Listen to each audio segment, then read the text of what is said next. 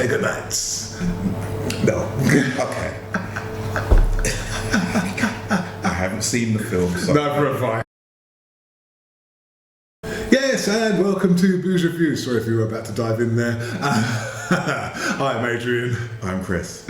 And today we have got a Loch Lomond distillery expression. What's this one called? Croftengea. Croftengea.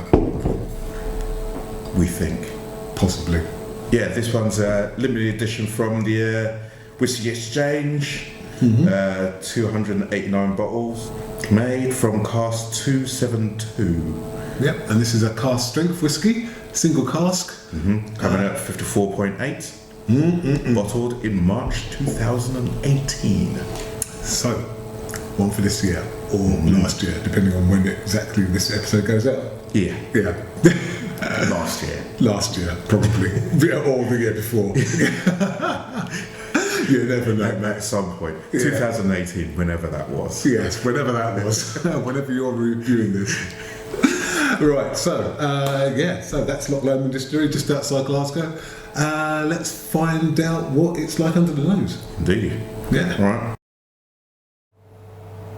It smells very pleasant. Yeah. But it's not... There's something sweet in here. They reckon it's pineapple, but I'm not sure about the pineapple, but there's something definitely fruitiness. On the sweet scale and the fruity category. Yes. Maybe papaya or something. Perhaps. Sadly not passion fruit for those of a Coela Distillers Edition bent, but definitely on the sweet side. So, yeah, let's taste it. Yes. Schneider. That's strong. Yeah. You know you're drinking something there. No mistake. But it's not fiery, it's not overly peppery, it's just got a lot of strength to it. Yes, exactly. I'd say the one we reviewed previously has got more pepper, whereas this one is just concentrate. Exactly. And I can see where they're coming with the pineapple now.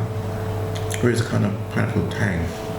Yeah, you know you're drinking that high percentage proof alcohol, but it doesn't come out fighting like a Liam Neeson wanting to rip your face off. No, not at all.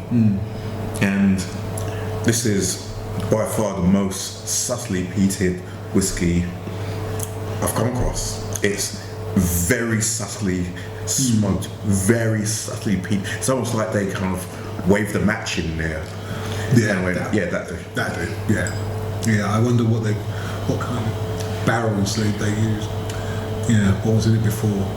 Because it kind of tastes to me like they didn't use a peated malt at all, but it went into a cask which previously had. So it could be a second fill. That's the impression I get. I mean, I don't know if I'm right. They don't tell us. Yeah. But that's my overriding impression. Yeah. It's just so very light on that.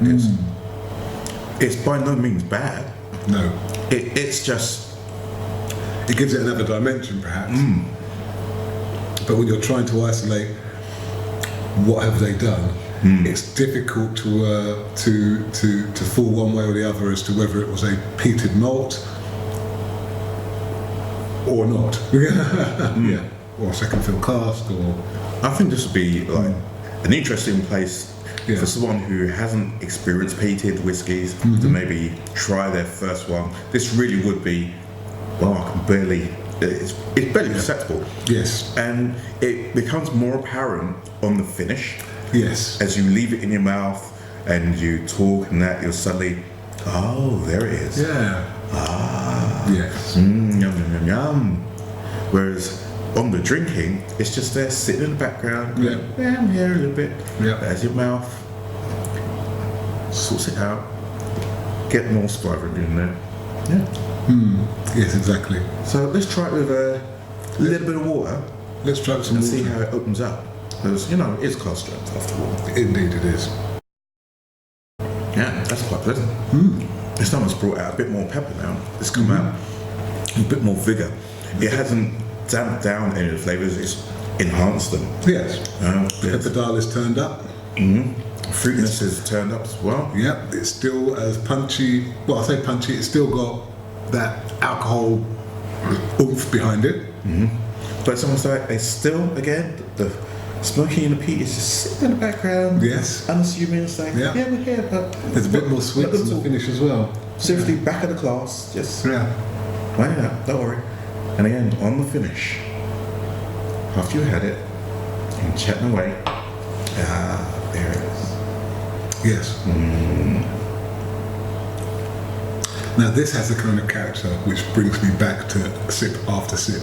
I'm there languishing in the current mouthful and aftertaste and finish, and I'm already eyeing it up, thinking, right, when are we meeting again? Yeah. Yeah. It's got that. Come back, refresh that. Yeah. Leaves a little tingle in my lips as well. This is quite interesting. Yeah, nice. You know, initially on first opening, it wasn't very expressive at all. No. I know a lot of bottles on their first opening, that's a lot of people say that's when the best is coming out. I think this one needs to be opened and left for a bit, let the air get to it. Yes. And then, it doesn't even have to be that long, maybe half an hour. Half an hour, yeah, 45 minutes. Yeah, and already It's not that it's like transformed, but it's definitely more to it than. yes, it has become more accessible instead of this really compact, difficult to unpack whiskey that we had initially. Although to be fair, in our first pour we didn't pour that much, so maybe that's it. Yeah. Yeah, a bit more whiskey to air.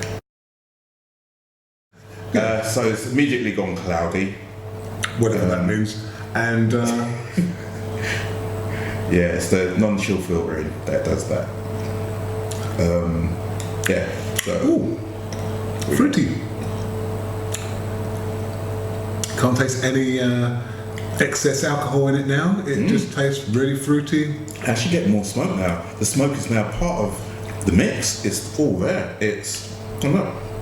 Yeah, there you go. It seems like it's another one of those that seems to be designed to be drunk with ice. I know a lot of people argue whether they should have ice in whiskey or not. Clearly some do. They really do. And this one, Yeah, it's all to taste. yeah.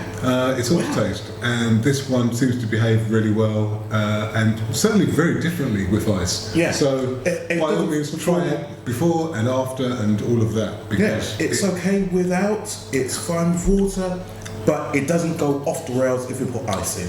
No, exactly. It's a different way of drinking it. Would you flask it? Yeah. Well, I think that's to flexible. introduce people to the thing, and it's when it's neat. Yeah, It's not. It's not inaccessible. Yeah, exactly. It's accessible even when it's neat. So it works very well in a flask. It's not so smoky that you won't be able to use that flask in anything else.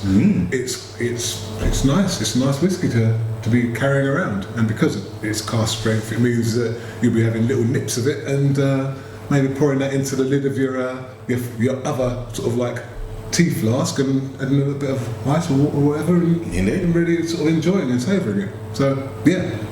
Gift it if you can find it. Defo, yeah, definitely giftable. Yeah. Yeah. But the only caveat is like say, play with it. You know, our initial tasting was lukewarm. Definitely one to experiment with. Definitely one to try. It's a good whiskey, but it's not a great whiskey. 36. That final answer? Yeah, final answer. Excellent. Right. 36. I'm going 35. For similar reasons. It is a good whiskey. The fact that you have to do so much experimenting to find the sweet spot, and there is a sweet spot to be found. Let's not forget that. But the fact that you have to go hunting for it brings that score down to 35 for me. But it is a great whiskey. I do like it. But off that first tasting, it might not have been a whiskey I would have bought or tried. You know, so this is one of a perseverer's choice. That's why it makes such a good gift. Yes, exactly. Because it's a whiskey which will probably be overlooked unless you'd Indeed. been guided on this little mystery tour through the water and the ice throughout the year. You know, the whiskey you got. And actually, this shouldn't be in the all access cupboard. This should be in my special cupboard. Exactly. Yeah. Move it round into the locked one. The locked one. Yes. Yes. Well, so that's about the long and short of that. That is Loch Lomond's Croftengea. Croftengea Nights. No. Okay. I haven't seen the film, so Neither have I, so I don't know if it's any good or whether it needs a bit of ice or some water. But it's not my fault. The Croftengea. Croftengea. What that means, we have no idea. No. So it could be tried with water. It could be best with ice. Yeah, we don't know. We don't know. So you look it up if you're interested. Cause Yes, and if you do know, leave a comment below and let us know. And let us know, and we will know. And we'll definitely credit you if you've given us that nugget of information. So do interact with us. Let us know what you think of it if you've had it.